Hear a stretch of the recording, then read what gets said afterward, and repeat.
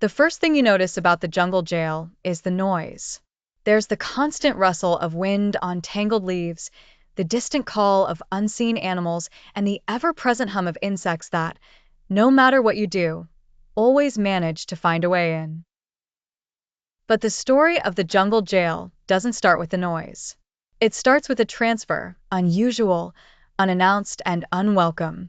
For most, getting sent to Cienega Correctional Facility, perched on the edge of civilization and swallowing up lost causes in its clinging heat, was a punishment reserved.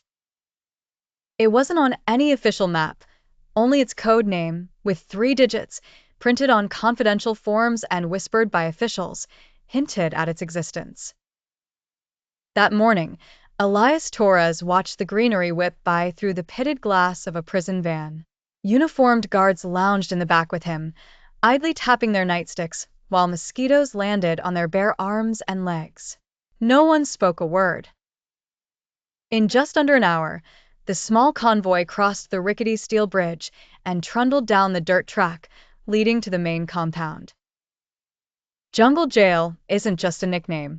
The facility is carved out of the rainforest, surrounded by a 12-foot barbed wire fence already being swallowed by green, its walls moss-covered and cracked. Every so often, a branch would creak ominously overhead, as if nature was conspiring just beyond the steel. There are no watchtowers at Jungle Jail. The elements do most of the work. Escape, and you don't just run from guards. You face the jungle itself, filled with snakes, quicksand, and worse. The rumor went that no one who'd tried to bolt ever came back. The warden called it the ultimate perimeter defense. Inside, life is both oppressively routine and unpredictably wild. The fluorescent lighting in the cell blocks flickers with every downpour. The concrete cells are damp, the air perpetually heavy. Faded murals of parrots decorate the walls, a last-ditch effort at cheer. There's no air conditioning, just rattling fans that do little to move the soupy air. Elias quickly learns the score. The guards don't walk the halls in pairs. They form small squads, armed more with machetes than firearms, patrolling both for fights and for anything the jungle might toss inside. In the canteen, the food is a steady rotation of rice, beans, and whatever the staff could barter from occasional poachers, sometimes plantains, sometimes smoked fish. But what really sets Jungle Jail apart isn't just its surroundings. It's the administration. The warden, Valeria Ocampo, rules less as a dictator and more like a pragmatic mayor in a town cut off from the world. She walks the grounds every morning in rubber boots, clipboard in hand, a radio on one hip and a venom extractor on the other. Her philosophy is simple, discipline, but only where it matters. There are rumors that, years ago, the warden was herself a prisoner, now thoroughly unconfirmed, thanks to a mysterious gap in her personnel file. She doesn't run things by the book. It's obvious from day one that the jungle sets most of the rules. For example, there are no lights-out rounds at night. You want to survive, you figure out how. Every cell block makes its own arrangements. Some knot up spare shirts to stuff into the broken louvre windows, others trade for bits of netting. At night, you hear the scurrying of rodents, and sometimes, an entire block will be woken by a startled shout when a tree frog drops from the ceiling. Yet, jungle dangers have never deterred those desperate enough. Elias meets the resident philosopher in the yard, a lean, middle-aged woman named Maria Sanchez, serving 2 decades for a botched armored truck job. She's the unofficial chronicler of escape attempts.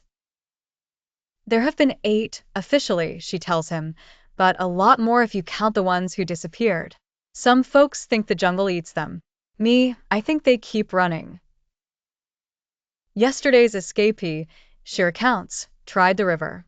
He wrapped himself in trash bags, tied empty bottles around his waist. He made it half a kilometer downstream. Came back missing 2 toenails. Said he'd rather risk solitary than the Crocs. Officially, Cienega Correctional Falls hasn't lost anyone in 3 years.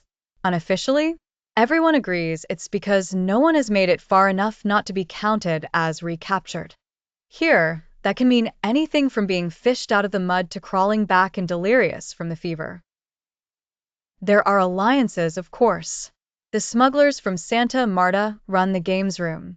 The economic division, a handful of white-collar types in sweat-stained shirts, trade favors for little luxuries, better soap, fresh fruit. Elias knows how to keep his head down. He watches for a week, learns when the guards rotate from yard patrol to the perimeter fence, what hours the kitchen doors sit unlocked, when the radios go static from bad weather. But freedom isn't found in solitary plans.